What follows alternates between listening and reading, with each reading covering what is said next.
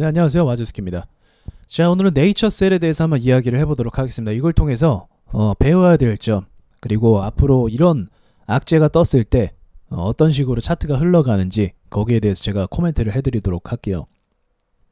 자, 먼저 이제 그 네이처셀 회장에게 징역 12년을 구형을 했습니다. 이거는 이제 검사 측에서 구형을 이렇게 한 거고요. 이제 법원 판결은 어떻게 나올지 또 시간을 두고 봐야 되는 건데, 그럼 여기서 이제 중요한 건 뭐냐면, 제가 이제 사람들 하는 얘기를 들어보니까 이제 뭐 판결이 어떻게 나올지 아직 모른다, 무죄가 나올 수도 있다, 뭐 이런 얘기를 막 합니다. 그리고 뭐 대표가 바뀌어서 회사를 또 좋은 방향으로 이끌 수도 있다, 뭐 이런 식으로 또 이야기를 하고 있습니다. 다 맞는 말이에요. 이것도 맞는 말이고 저것도 맞는 말이에요. 근데 이제 관례라는 게 있잖아요. 이전에 이런 상황이 있었을 때 앞으로 차트가 어떻게 흘러갔는지, 투자자들의 심리는 보통 어떠한지, 그런 관례라는 건 있습니다. 이전에 있었던 그런 것들. 자, 제가 말씀드리자면 간단하게 말씀드릴 수 있어요. 대표가 구속이 된다라는, 징역이 선고된다라는 그 두려움과 압박을 투자자들은 이길 수가 없습니다. 기본적으로. 그래서 오늘 시간에 하한가 맞았죠? 네, 그게 투자자들의 지금 심리예요. 당장의 하락은 피할 수가 없어요. 피할 수가 없어요. 일반적으로 이렇게 이제 검찰이 12년 구형을 선고를 했다. 이렇게 선고해달라고 이제 재판부에 요청을 했다라고 한다면, 원래 지금도 이제 계속 재판 중에 있었고 어차피 뭐 판결 중에 있었지만, 그래도 이러한 소식들이 악재로서 작용을 해서 주가가 하락하는 데는 큰 요인을 주고요. 그리고 당장에 못 올라오는 요인도 줍니다. 그러니까 그 말은 당장은 어쨌든 이 주가가 박살나는 데 있어서, 이제 네이처셀이라는 이 주가가 이제 떨어지는 데 있어서 방어하기 어렵다라는 거예요. 문제는 이제 어디까지 떨어질 것이냐라는 것을 포인트로 삼아서 지켜봐야겠죠. 과연 장 시작에 점하로 찍을 것이냐, 아니면은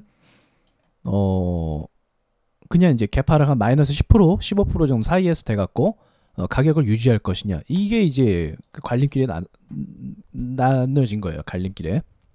오늘따라 말이 잘 안 나오네요. 자, 그러면 이제 어떤 시나리오가 이런 차트에서는 이제 흘러가냐면, 보통 이런 상황에서 점하를 맞는 차트상의 흐름은 많이 못 봤어요. 제 경험상 이 상황에서 점하를 맞아갖고 이렇게 점이 딱 찍혀 있는 경우는 많이 보지 못했고, 추가적으로 이 상황에서 추가적으로 또 하락을 가는 경우도 뭐 일반적으로 보지는 많이 못했습니다. 네, 죽일 거면은 이런 상한가가 나오기 전에 그 다음에 떨어지는 경우는 제가 봤습니다. 네, 지금 상황에서는 그런 경우는 많이 보지 못했다.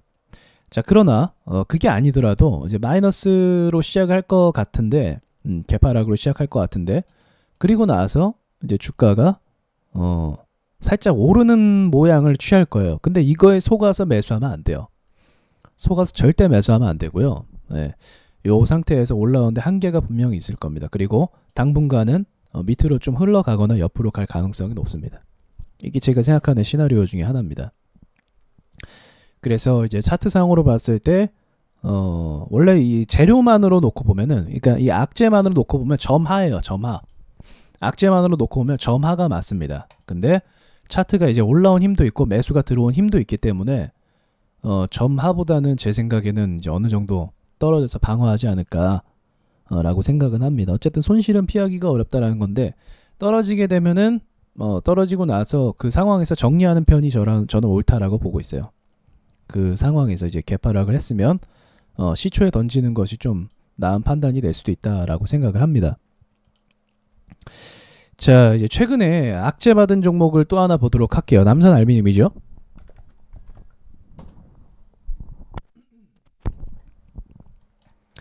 자, 남선 알루미늄 같은 경우는 점하를 맞았습니다. 사실 이것도 이런 상황에서 점하를 맞기는 쉽지가 않아요. 거의 이런 상황은 제가 본 적이 없었어요. 아무리 이제 이 관련주가 이렇게 재료가 소멸이 됐다라고 해도 그냥 점하를 때려버려서 시장에서 점하를 때려버려서 계속적으로 밀려나는 경우는 많이 보지 못했는데 지금은 또 이러한 상황들이 많이 발생을 하는 걸 보니까 투자 심리가 많이 위축됐다라는 건 분명히 얘기할 수 있을 것 같아요. 지금 상황에서 투자자들이 한국 증시에 대한 불안정성 그리고 자금 계속 이탈하는 이런 부분을 고려해 봤을 때 평소보다는 매도세가 더 강하게 나올 수도 있다라는 것을 저는 조금 더 추가적으로 의견을 덧붙일 수 있을 것 같습니다. 남선알미늄도 저도 이 정도로 밀릴 줄은 몰랐는데 왜냐면 매수가 있으니까 이전에 이제 테마 등극하기 전부터 매수세로 올라온 부분이 있거든요. 남선알미늄이. 근데 그 자리로 왔다라는 건 쉽게 얘기하면 그냥 싸그리 다 도망갔다라는 거예요. 싸그리 다 도망갔다. 여기 있던 돈들이 보통은 어느 정도 좀 이제 좀 기대를 하는 경우도 있거든요. 기대를 하면서 올라올 때 처분하는 그런 경우도 있어요. 어쨌든 못 올라오는 건 맞아요. 악재가 있으면. 마찬가지로 보시면 돼요. 네이처셀 역시도 제가 예상하는 바로는 일반적으로는 점하까지는 안 갈 수도 있겠지만 지금의 그런 매도세를 봤을 때 뭐 이 주식이 당장 올라오면서 가격을 회복한다라는 건 악재가 끼고 있는 상황에서 회복한다라는 건 거의 일어나지 않는 일이라고 보실 수가 있는 겁니다. 자, 다만 이제 뭐 끝까지 라 회장 입장에서는 이제 계속적으로 요 주가 조작에 대한 혐의를 부인하고 있는 입장입니다. 부인을 하고 있어요. 그래서 판결은 이제 이 재판은 계속적으로 진행이 될 것 같습니다. 참 웃긴 게 뭐냐면 제가 뭐 정확하게 뭐 팩트만 얘기하자면 결국 이 회사가 줄기세포로 뭐 돈을 벌고 했냐? 그랬냐? 돈 번 사람 누구냐? 임원과 대주주죠 뭐. 임원과 대주주가 돈 벌었죠. 놓고 보면은 그들이 부자가 됐어요. 그 신라젠 보세요. 신라젠 계속 얘기하는데 그 기사에 떴잖아요. 신라젠 대표 저기 60억짜리 집 샀잖아요. 예, 신라젠 주가 상장시켜서 주가 엄청 오른 다음에 60억짜리 집을 샀습니다, 여러분. 말 다 했죠. 뭐 그걸로. 그러니까 승리자들은 따로 있어요. 승리자는 사실은 대주주고 임원이고 관련 사람들이고 피해본 사람들은 이제 고점에서 이 재료 믿고 줄기세포라는 이 재료 믿고 들어간 사람들인 거고요.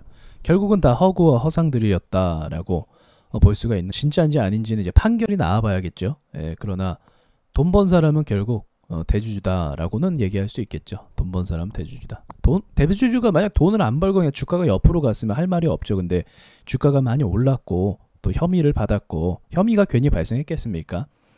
네, 이런 혐의들을 받았고 또 주가가 또 무너졌고 이런 형상들은 뭐 주식 바닥에서 뭐 늘 일어나는 일들이라고 생각을 하시면 됩니다. 자, 아무튼 네이처셀 들고 있으신 분들이 좀 많이 불안해하실 것 같기도 하고 그래서 제가 한번 이야기를 해보는 건데요. 사람들은 너무 긍정적인 얘기만 듣고 싶어하는 것 같아요. 뭐 이게 뭐 재판이 지금 아직 결과가 나온 게 아니니까 뭐 차트가 뭐 이런 걸로 흔들리지 않는다라는 이런 생각을 좀 갖고 있기도 한데 그렇게 주식을요 그런 막연한 그러니까 근거가 없잖아요. 그런 건 차트는 그렇게 근거 없이 움직이지 않아요. 예, 차트라는 건 투자자들의 심리가 동일하게 반영이 되기 때문에 그 반영되는 것에 대해서 판단을 하고 가는 게 맞아요. 일반적으로 이런 상황에서 이렇게 되더라. 이게 맞는 거예요. 그래서 좀 더 냉정하게 그런 상황을 판단해보고 제가 봤을 때 제 경험상 악재가 터지면 못 올라옵니다. 단기간에 못 올라오니까 그걸 고려해 봤을 때 매도로 포지션을 잡는 게 맞겠다라고 볼 수가 있을 것 같습니다. 마지막으로 어떠한 차트들을 보통 피해야 되냐면 이렇게 다 해먹고 나오는 차트들을 피해야 돼요. 다 해먹고 쭉 빠지는 차트들을 피해야 됩니다. 피해야 돼요. 이런 걸. 예, 이미 다 세력들이 해먹고 나오고 다 설거지 시키려고 하는 경우가 많이 있어요. 이런 유형의 차트들은요.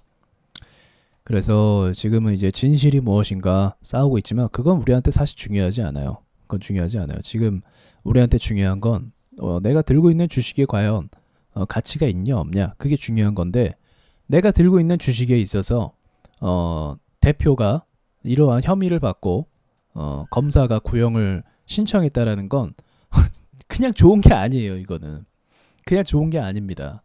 예, 실제로 그 판결이 나는 순간 주가는 곤두박질 치고 그리고 이제 조작이라는 어떤 지금 오해면 오해, 타이틀이면 타이틀을 지금 갖고 있잖아요. 야, 조작이었냐? 이런 타이틀 있잖아요. 그럼 신규 투자자들도 잘 안 들어와요. 아, 이거 조작이구나. 이거 진짜 재료가 아니구나. 이렇게 생각해서 안 들어와요. 신규 투자자가. 그래서 이런 악재가 좋은 게 절대 아니에요. 존버가 답이 아니에요. 악재가 뜨면은 손해 보더라도 던지는 게 맞는 거예요. 네, 악재는 분명히 그런 성질을 갖고 있습니다. 그래서 여러분들이 그걸 참고하시고 매매하시고 주식하셨으면 좋겠습니다. 마치겠습니다.